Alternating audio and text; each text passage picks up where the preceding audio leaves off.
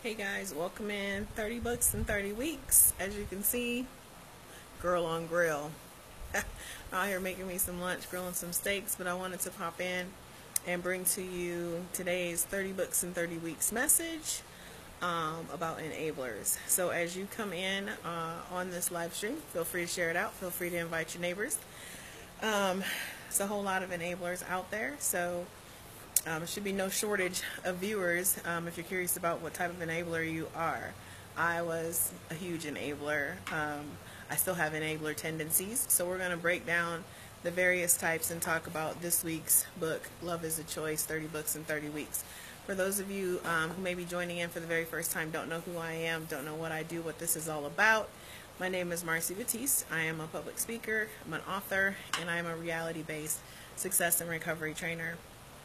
And I'm known for a couple things. Number one, I live life on Mars, my world, my life, my rules. Number two, I stay sold out to my happiness. That is like my beacon of light. That's my guiding star. And number three, I am extremely committed to helping women embrace their own star power, helping them truly discover what that star power looks like within them that they already possess, and then being able to embrace it and share it out and help someone else learn, love, and grow.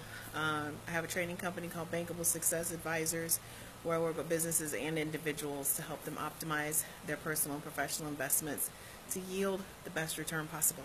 So that's who I am. That's a little bit about what I do. 30 Books in 30 Weeks is a personal development reading journey that I started last year and decided to up-level it in 2018 and really raise the bar. It was a challenge to myself. It was a challenge for my clients to take everything to the next level and make 2018 your best year ever. And so we pick a different book every single week and talk about some personal development takeaways, some ahas, things like that, and really what you can use, the nuggets that you can use, the tools that you can put in your toolbox that will help you on your personal and self-development journeys. As well as your professional journeys, because what I always tell my clients is I can't take the woman from the work and I can't take the work from the woman. We have to have a 360-degree approach. So today we're talking about enablers though, so let's get right to that. Hey Monique, what's going on? Renee, what kind of enabler are you? And so it's always interesting to me whenever I go back and I raid my own library, the pages that I have turned down for future reference. And so one of the pages that I had was talking about enablers, and really one of the things I love about this book is their ability to break it down in itty bitty tiny concepts that are easy to swallow, easy to manage, and easy to process. And most of us know what enablers are. A lot of times we don't know when we're doing enabler behaviors. We have enabler personalities. And so I want to talk about what do they got? 1, 2, 3, 4, 5 really key enabler types. So number one, the placater. That's the person who always thinks they can make everything better. What's going on, Gillette? Placaters try and make everything better. They think if I just do this, then I can fix it. If you're having a pain, I can fix you. If you're having a struggle over here, I can fix you. And what frustrates us about the placater personality, and as a placater you can't fix everybody. It's not your job to fix everybody. It's everybody's job to do their own work and fix themselves. And so the placaters often feel as though they're coming up short. There's like they don't ever feel like they can win. They don't ever feel like enough is enough. I'm never good enough. That's that placater kind of feeling. The second one is the martyr. Ooh, let's talk about the martyr. It says, and I want to read this one, the martyr will pay any personal price to alleviate situations. The martyr sacrifices time, energy, and happiness. The martyr sacrifices time, energy, and happiness. As a reality-based success and recovery trainer, someone who's personally sold out to my happiness, I used to be a martyr, and when I sold out to my happiness, that's when I stopped being a martyr. I stopped exhibiting martyr-type behaviors.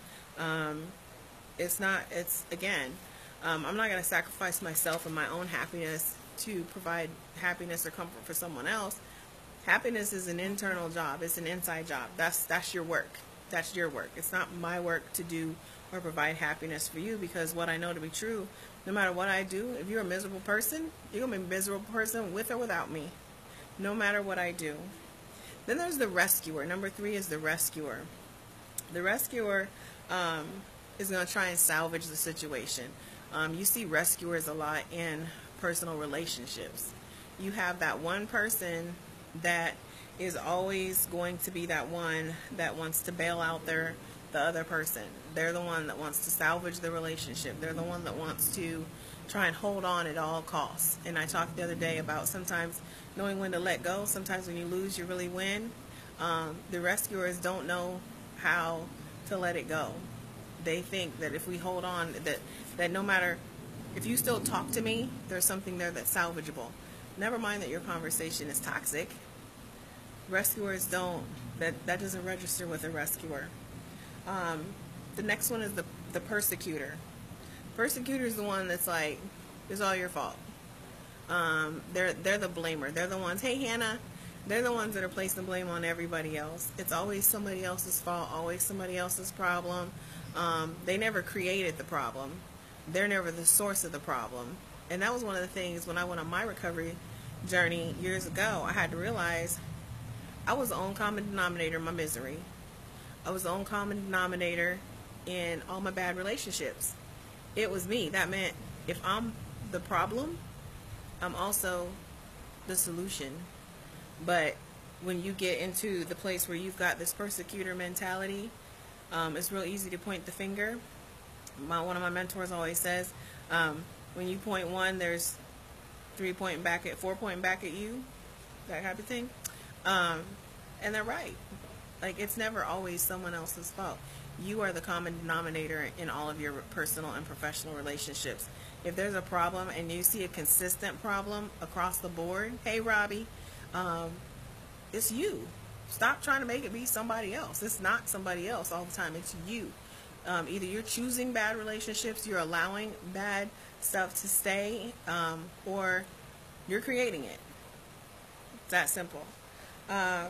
And then finally there's the victim. That's the person, everything's always happening to them. There's never no ownership there. There's no personal responsibility there. The person with the victim mentality is always on the short end. They always feel like somebody owes them something, that it's always somebody else's responsibility to fix situations. And what you find is that if you operate with a victim's mentality, you will stay hostage in a victim's position. And that was one of the things for me with domestic violence. You very seldom will hear me personally refer to myself as a survivor. I have survived domestic violence, but I'm a domestic violence champion. I'm not a survivor. To me, survivor, victim kind of attaches you to that experience. And I'm one for very much making sure that I detach and I reframe stories. And so when we talk about love being a choice, you have to remember that if you are having these bad experiences consistently, what's going on, Scott? Hey, how you doing, boo? If you're having these bad experiences consistently, it's probably you. You're enabling these behaviors. Are you the placater? Are you the martyr? Are you the persecutor? Are you the, what was the other one? The rescuer? You know, which one are you? You have to know your enabler type in order to be able to heal from these experiences. Otherwise, you will remain attached to them. So pay attention when you find yourself repeating behaviors, repeating relationships, finding yourself choosing the same types of people. It's you, it's not them. That's your nugget for today. It's you, it's not them. But it's a choice. So choose different. Once you know different, do different. If you know better, do better. If you want different, do different. It's very simple. Love is a choice. Enabling is a choice. You can choose to change the behavior by adding tools to your toolbox.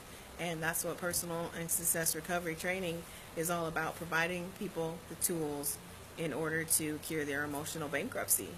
That's really the crux of it all. That's the crux of building healthy, happy, personal, and professional relationships. So that's the word today. I'm going to get back to my steaks. The grill's sounding mighty fine right now. So gotta add a little barbecue sauce and then enjoy some lunch. So y'all have an amazing day. Thanks for tuning in for 30 books in 30 weeks. And don't forget, share this video out. And I'll talk to y'all tomorrow. As always, thanks for living life on Mars, guys.